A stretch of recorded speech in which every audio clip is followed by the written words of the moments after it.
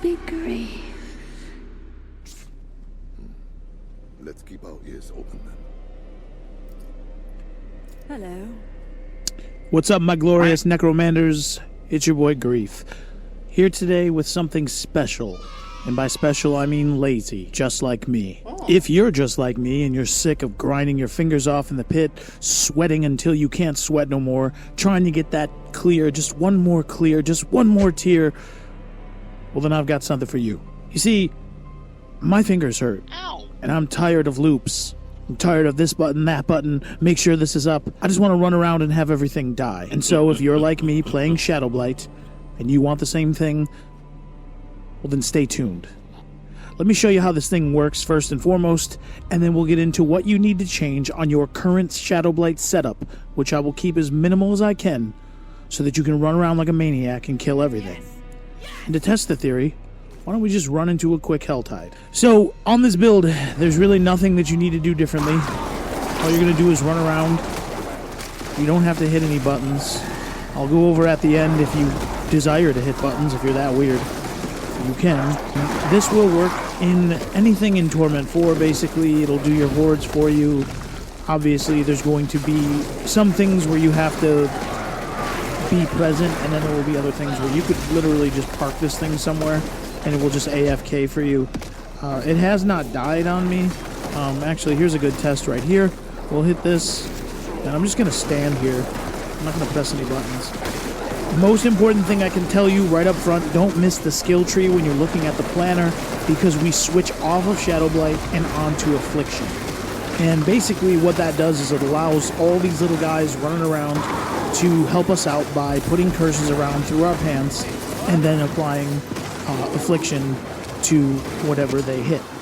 And that's allowing them to do even more damage than they would usually do. So we're not taking the golem, we're not taking him only because we're not hitting a button, but if you wanted to, you could. I like the bonus crit strike damage, so I'm leaving him out. Everyone else, the wolves, the warriors, the mages, and the anomalies are doing damage for us. And so here, what I'll show you is how I'm getting that done on the anomalies without losing them. They are bound to a skill that doesn't exist, so that you can't hit it on accident and have them explode. You want them there all the time. They're dealing damage, and they're dealing curses, and thus dealing affliction damage. And plugged into this, we have the catalyst gains a stun effect. This is because you don't have to pop the catalyst off in order for that to happen. We have this one here because there's really no other choice, because I want to run the gem from the School of Denial, so I need 2 denial skills. This is one of them. It helps because it'll take barriers off if we had them, and it'll knock enemies down. So I guess that's cool, although we don't really need that part. And then this part's important, I think. All damage every 5 seconds from your little fellas out there will fortify and heal you for 10% of your max life. This will keep you alive when you're actually AFK, similar to what we are right now on screen. You can see we're not dying. And then you're keeping your infusion the same, obviously. Your Reapers you're taking on your warriors, and you're taking cold on your mages. Like I said, I'm sacrificing the golem. Let's go find some more action before we get into the skill tree. There is a planner linked below, so you can just go there. It's probably easier for you. But you can already see I've already can open one chest. I've done nothing, literally.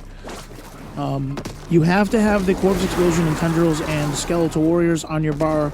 I'm sorry, Summon Skeletons on your bar, because you're going to need that for your Ring of Sacrilegious Souls. Yes, we're using that monstrosity, but here it's actually very helpful. Here's a pretty good test that a lot of people like to use for AFK stuff and lazy stuff is the Blood Maiden. So we're going to summon her, and we're just going to stand in the middle. I'm sure some other people will come, but that usually is what happens when you are playing, so I guess it's not really a bad example of what you can get here. So let me go over a few things that I may not have mentioned yet. First and foremost, you are not running Shadowblight on this. You are running your Shadowblight build. All you are really doing is following my skill tree in the planner, which I will link below, and then you're going to run Affliction, and that's what is, like I said, allowing us to do all this damage. If you forget to do that and you leave on Shadowblight, this thing probably isn't going to work very well. These guys I don't think are doing enough shadow damage. What are you talking about? To make anything happen. So you're going to need to make sure you have Affliction on, and just follow the planner as best I show on there. There's no need to change your gear. There's no need to change your Paragon. As far as your gear goes, you're changing aspects. You're going to change your Horadric gems, and you're going to change your rune words. But other than that, there's nothing that you need to change or masterwork or temper aside from what you already have from your Shadowblight build. This is the Shadowblight build that I just ran today on a 110 clear. I didn't change anything except for what I just mentioned, and like I said, that will all be found in the planner for you. So, nice and easy. Let's pop some more of these. Like I said, this is a great setup for someone who, like me, is just kind of tired of the grind, but it would be cool to get some more Paragon levels. It would be cool to get some more mats so I can finish off some masterworking, so I can get a couple more Paragon points, get a little bit more strength, and I can get maybe one more pick clear. That'd be great before the end of the season. And of course, it wouldn't be complete unless I gave you some Hordes gameplay, so let's take a look at some of that real quick. I'm just running around, not hitting any buttons. Don't care to hit any buttons. I'm taking a break. I'm relaxing here. I'm watching a YouTube video of a waterfall. I'm meditating.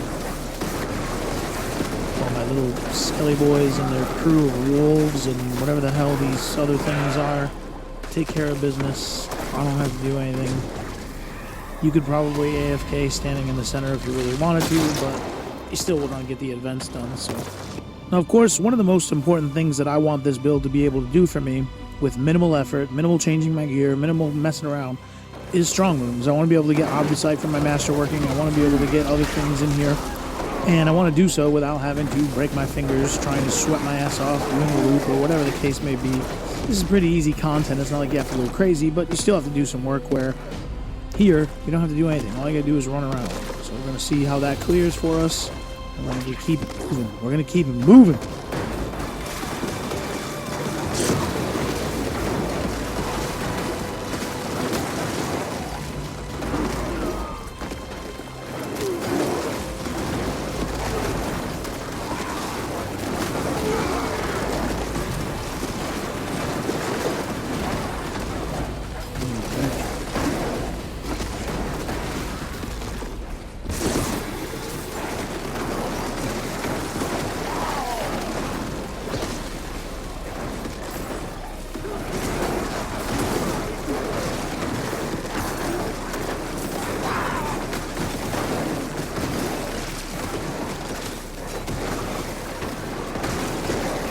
And the boys are just getting it done. They're happy to do it.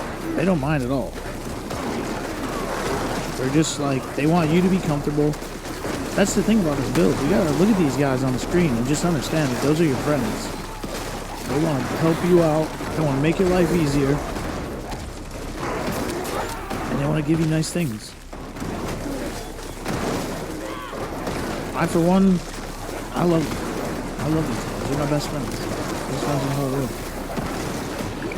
And with them and you 13 people watching my videos, I'm never alone. Really? Come on, get them, guys. Yeah, that's right. Get handled. So you can see there, not very hard. Lots of Obfuscite. Nice little reward for me. Just ran around in circles for a while. No big deal. And so the last thing I want to do really quickly is just show you the gear for those of you who are so lazy that you don't even want to go to the planner, because that's how lazy this build is. So what I'm going to do is just show you, like I said, this is my Shadowblight setup that I just cleared 110 with. There's nothing changed but aspects, so on the gloves I've swapped it over to Friends of the Dead. Blood Moon breaches. Cursed Aura stays on the boots. The sword switches to the Damned. Your amulet switches to Occult Dominion. And then Grasping Veins or Great Feast on the ring, whichever you prefer. I've been playing around with this, and right now it just happens to be on Grasping Veins. You could also run Conceited if you wanted to, whatever you prefer. Just a damage multiplier where that applies. And then the Ring of Sacrilegious Souls. The only thing we really care about here is lucky hit chance, I guess. I don't know. I just found this on the ground, so. You want 1 second? I would definitely not try to run it any other way. This ring is terrible, and it just gets more terrible with time. So, as you can see, nobody came here. Oh my god, I almost died. No one came here, and my boys are taking care of the Blood Maiden. She's one of the things that can actually kill you. I have noticed that she does that little fire thing there. Man, this is crazy. They got her knocked out.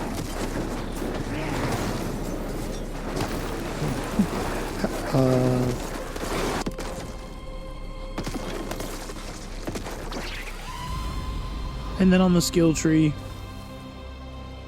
not much is changing. You're pulling a lot of points out of some of the skills that you use on the Shadowblight build, throwing them to mages, throwing them into warriors, and then taking just basically anything that can possibly help your damage. I'm not sure if Gloom is working on this or not, so I did plug that in here.